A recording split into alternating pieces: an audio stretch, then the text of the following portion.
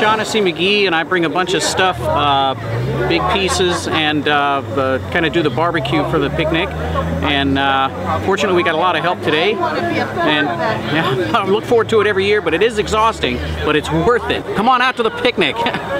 Just seeing, people seeing each other. They just had a couple of women there standing next to each other for like 15 minutes, and all of a sudden they said, "Oh, wait a minute, you're so and so," and they started hugging. That it's like a big class reunion for a lot of these folks. It was a time of their lives for them working there. It was a time of our lives for being kids and being able to run around and have our kind of our first taste of freedom. So it's really good to reminisce. It brings back a lot of just a lot of emotion. That's for sure.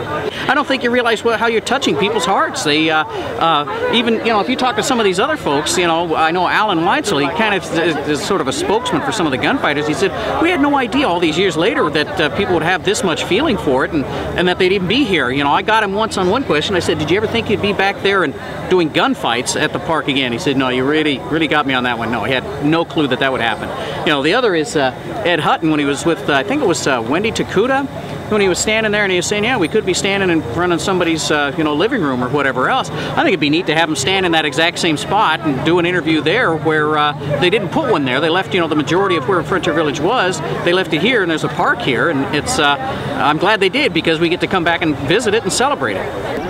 Trout fishing. Yep, you really fish. Yes. You really drive the cars. Yeah, you can really drive cars and trout fishing. It's not like amusement parks are today. Frontier Village had everything. And it's audience participation. Yes. Yeah. I guess you can go to Marine World and have a dolphin or a whale splash you. That's about, And everywhere it's Howdy Partner. Howdy Partner. Yep. All the kids were partners. Yep. Yeah. And we had very strict rules. We were never ever to yell at a kid, and we were never to say, "Hey kid." It was always "Howdy partner," or "Excuse me partner," or "Don't do that partner," but we were never ever allowed to yell at a kid. So it was either work at McDonald's or come to Frontier Village, and I said, I'm not working at McDonald's. I went to Orchard Supply weekly for the ops guys. I went to Ann Jan Feed, and I got 400 pounds of trout chow every week.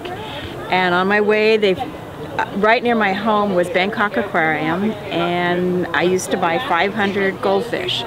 You could pick them up at the end of the day. We'd give you a little ticket, and you'd come back at the end of the day and get your goldfish. And a lot of the parents at the end of the day just said, oh, we're not taking that home. So into the little lake, as you went over the bridge to exit, a lot of them went in there, and because they're goldfish, they just kept growing and growing. Some of them got, I don't know, I think almost a couple feet long. I think Alan has pictures. I was the popcorn wagon girl, and I did, sell the popcorn. So I did that job in the 60s. I think it was the late 60s during college in the summer. And I really had a fun time. It was fun. And what would happen out here, like in this area where we are now, this was probably the picnic grounds, but there were a lot of companies that had, like GE at the time, General Electric or HP. They had company picnics in summer. And then a lot of guys would come over and get popcorn and stuff. And go, oh, this is the best thing on earth. They keep coming back. We need more popcorn, because they were having fun and wanted it. But it was kind of a quiet area where I was. It was like this kind of tree, shady, and quiet. But mostly picnic people came by to get popcorn all the time. And it was kind of fun. So I was in the foods division. We were incredibly cheap. You could bring a family of 4 for pretty much next to nothing. And a lot of kids were just dumped off at the front gate, and parents would pick them up 8 hours later.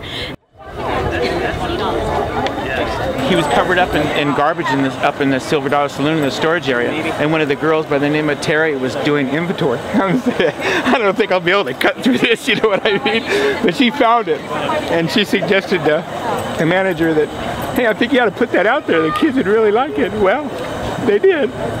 You know what? Frontier Village was the most amazing place, and I'll have to tell you a funny story that actually happened. It was a picture that was just recently posted on Facebook, and it's me standing at the Lost Dutchman mine ride. Okay. Well, Frontier Village had very strict haircut regulations. Hair had to be cut above the ear. There was no exceptions. Well, on that day, I was actually working the Lost Dutchman mine ride, where we were actually able to push our hair up into our skull caps and get away with it. in between haircuts. The funny thing about it is the park was so busy that day, they called me over to the mine ride and they said, we need you to work. So I thought, uh-oh, I need to go change in the back, okay? My hair was halfway down my ears. So I was working the ride and all of a sudden, Alan Weitzel comes walking up and he goes like this to me. This won't happen tomorrow, and he just keeps on walking. That's how strict it was, and you know, I respected him so much. The next day I came in, I had the white walls again. And as you can see, I still have the Frontier Village haircut. So it's ingrained in me, and I guarantee that if the park was open, I would still be there, and I know I would be in management, and I'd be walking around going like this also. So, I mean, it's ingrained in me. It was the best place to ever work. I'm Chuck Lowe, one of the original members of the Fall Guys. Bill is another member of the Fall Guys, and Randy's a member. Wild Bill Kelsey is the original outlaw at Frontier Village, and probably the best known outlaw. We just kind of snuck in under the wire. We did stunt shows at Frontier Village for 5 straight years, from 75 to 80. I was also the marshal from 1969 to 72. And so that's about my story. Ta-da! Well, I'm Brian Lowe. I'm Chuck Lowe's son. I'm here participating in the gunfights with my dad, the first generation Fall Guys and Frontier Village gunfighters. I'm Scott Adamson. I'm Clyde Adamson, Marshall Clyde's son. So I've been here. This is the first time I got to do a gunfight, and now they're going to have to try and keep me from not doing it from this point on. I'm Todd Weitzel. I'm the son of Alan Weitzel, Deputy Clean, who's the one who makes all the bad guys fall down.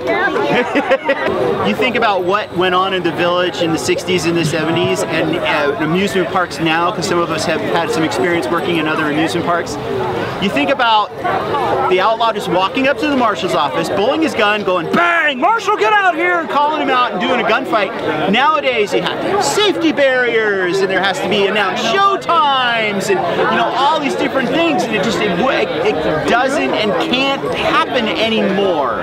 And I think so for some people, it's a kind of a nostalgia back to, I don't want to say a simpler time, but when things weren't so complicated. Back before you sued McDonald's for hot coffee, right?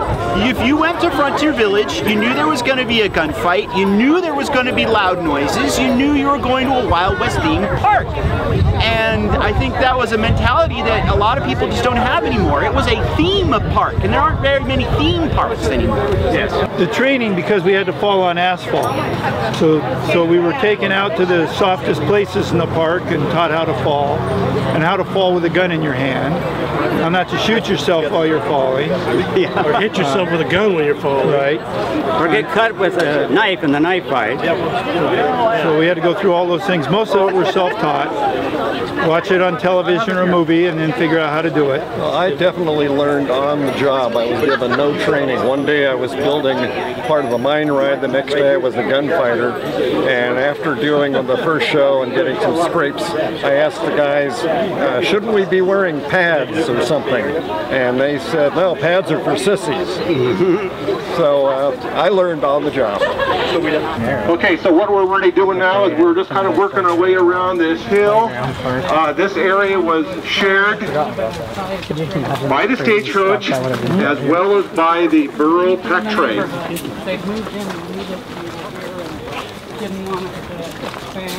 I don't know if you can see the picture that Elliot is holding up, and he's trying to show you what the area looked like at the time that the park operated. Where was the water at?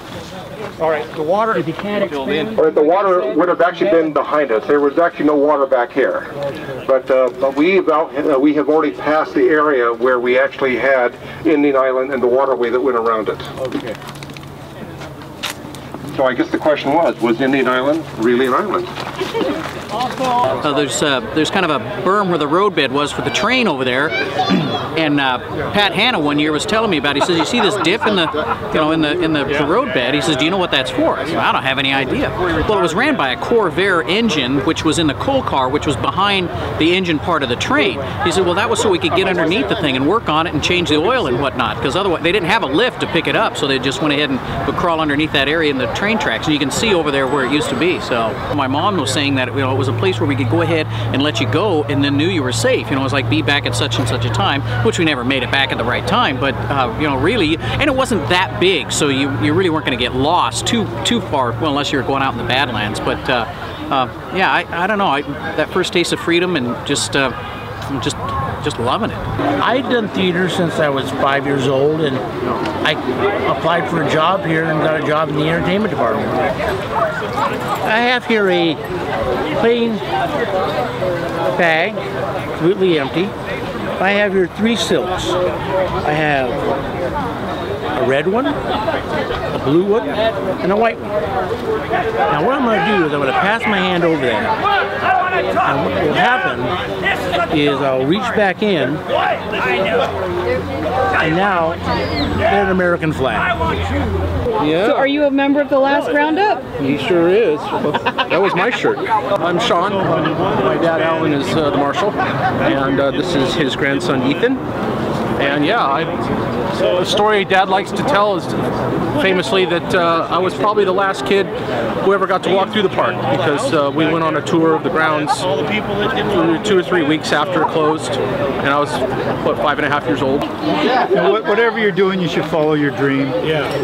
Life's too short not to do that. Well, when we started, the Western persona was more in vogue then, and so it was easier for us to do this kind of stuff. Now it's not so much, so it's a little bit more difficult to go out and do this stuff in the great beyond. Yeah, they changed the covered wagon to spaceships and called it Star Wars. Stormtroopers are big. Yeah. Yeah. Life is really complicated and moves really fast, and I think when you scale it down a bit and have your theming aimed at more family interaction as a family doing something fun, it's gonna be a little more desirable, I believe. Great America has its place, Disneyland has its place. Country Village was definitely a unique moment in time and culture, and the fact that 34 years later everybody's still getting together, it's I think that's a testament to something. Across the bridge going into Central Park.